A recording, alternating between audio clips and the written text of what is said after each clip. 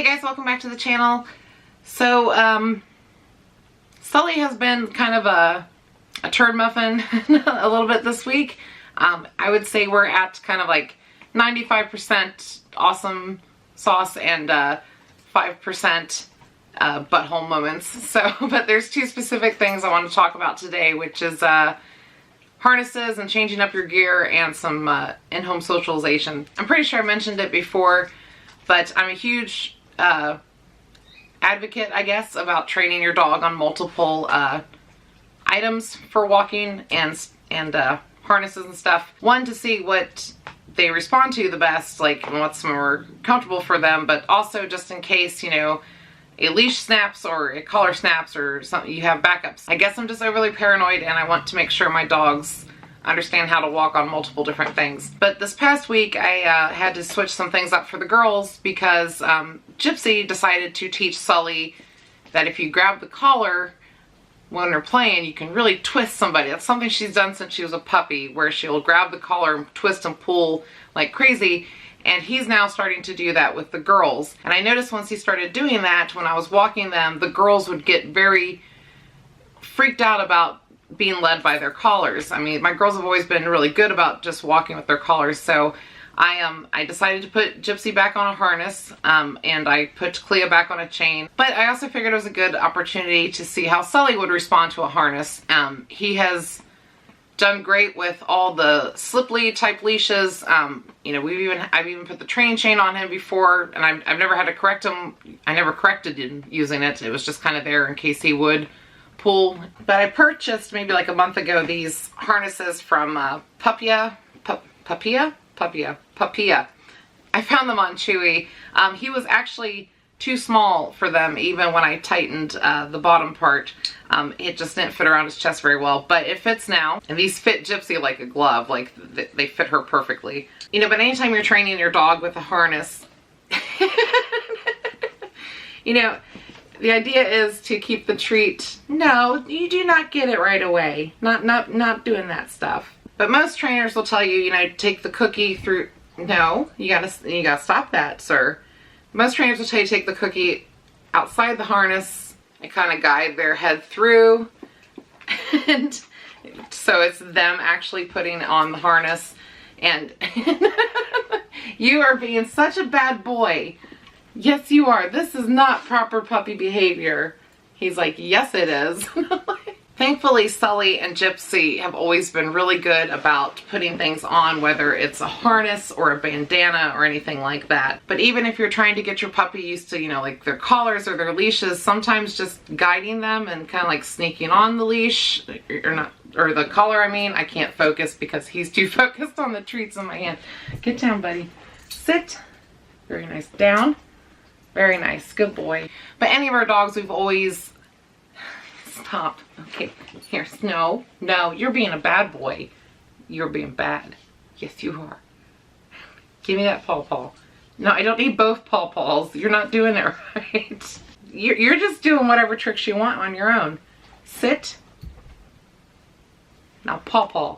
There you go. Good job. But anytime you're trying to introduce like new gear to your puppy, I mean, what we do is just slowly put it on and then take it off and see how they respond. If they respond badly, obviously we take it off as quickly as possible, but it's just kind of conditioning them, I guess. You know, you're just trying to get them used to it and have it be positive. No, sir. No.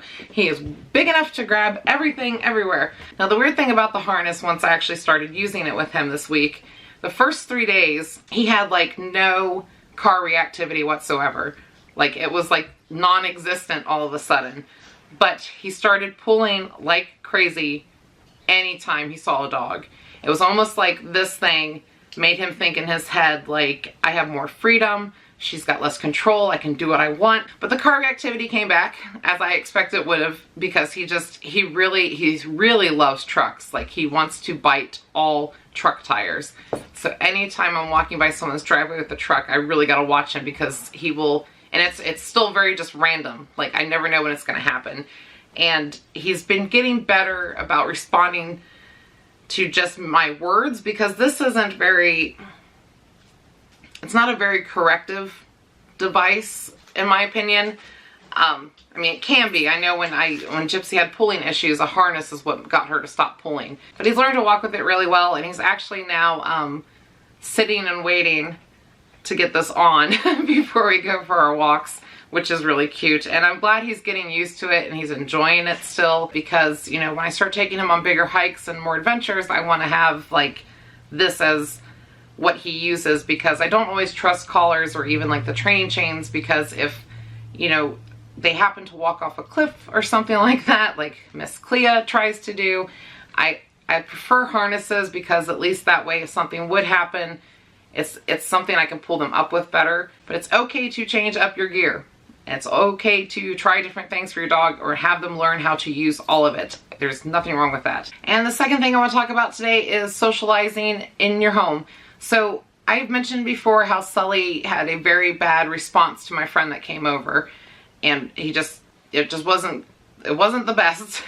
Well, my friend came over 2 more times, and one of those times he showed up with his children, and he responded badly to him both times. Same thing again, barking, screaming, overprotective, totally nuts. He did do fine with one of the children. He did somewhat okay with the second child. I will talk about cow dogs and kids in another video, because that's a whole other thing. Well, I had somebody else show up at the house this week. It happened to be my mother-in-law. She has still not met Sully, so she finally did get to meet him. And when she first came into the house, he responded the same way, like total crazy barking, howling, overprotective, don't come near my mother, don't come in this house attitude. And I thought, oh my God, this is going to be what it's like every single time someone visits. Well, we told her to come into the house and just sit down. So, I'm pretty sure I've suggested that before to people when it comes to socializing in the home, but that's like the main thing we go to here, is have whoever's coming over just sit down automatically on our couch, because it's like a less threatening position to the dog, and that way, you know, they can like put their hands out maybe with cookies and the dogs can come up and sniff. But as soon as she sat down, he was a little bit calmer, but not too much calmer.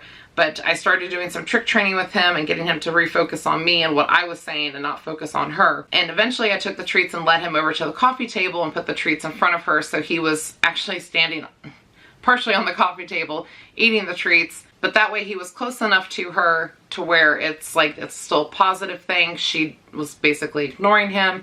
And then we slowly transitioned to the treats being in her hand, and once he realized that she was giving cookies, you know, he was like, oh, this lady's not too bad. But it was super, super comforting to me to see that he wasn't going to go into kill mode per se to anybody.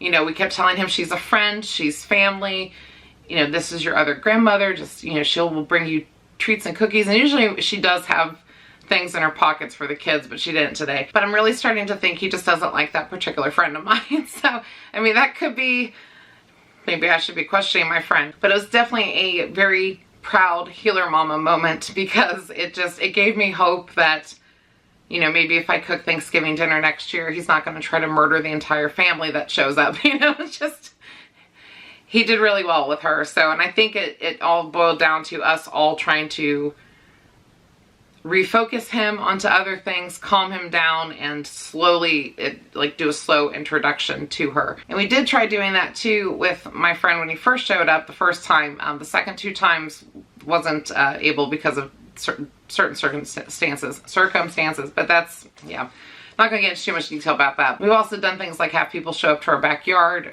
where they're outside the fence, to where I can talk to them, and then once the dogs have calmed down and, you know, we've done our, you know, this is a friend, you know, they're not a threat, then we'll have them come into the backyard and kind of do the similar, a similar thing. And like I said earlier, even though we've had some butthole moments this week, I mean, he's a little bit defiant sometimes, and most of the time he's been really, really good. And I love the fact that he loves to take his walks so much. He is just like Gypsy in that aspect. Like, she lives for her walks, like, and so does Sully. All my healers have, like, they love going on adventures, etc. Except Clea. Clea is the exception to cow dogs, where she is one of the most laziest cow dogs I've ever known in my life. Like, I know there's a few other ones out there as well, but she does not like to take walks. it's almost like, oh God, I have to exercise. And then she actually will start picking up the pace once we go home. That is it for today's video, and I probably forgot something I wanted to say about harness training or something like that because I get very distracted by the cuteness of Sully. Maybe be patient. Be patient is kind of like, I think, the key thing on a lot of things when it comes to raising a dog. And as always, thank you guys for watching. Remember to click all the buttons, and we will see you next time. Bye.